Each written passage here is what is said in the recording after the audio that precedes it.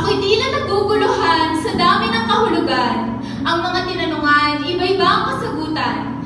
Ito raw ay emosyon, makakaramdam ka ng tensyon. Pag ito'y naririnig, ika'y tila kinikilig.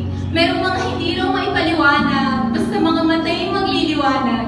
Titigil ang pag-ikot ng mundo, tanging siya lang ang makikita mo.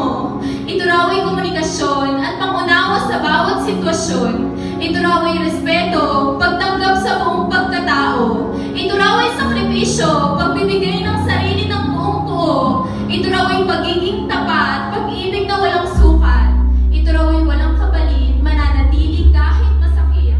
Tatanggapin siya ng paulit-ulit, bulag nga raw ang pag-ibig, marami ang nakapikit. Ang pag-ibig daw ay hindi pilit, kusa na lamang darating. Kaya huwag kang bibigit, tumingin sa iyong paligid. Baka siya'y nakatingin, naghihintay lamang sa gilid. O huwag kikiligin, baka hindi pa tapos ang aking sasabihin.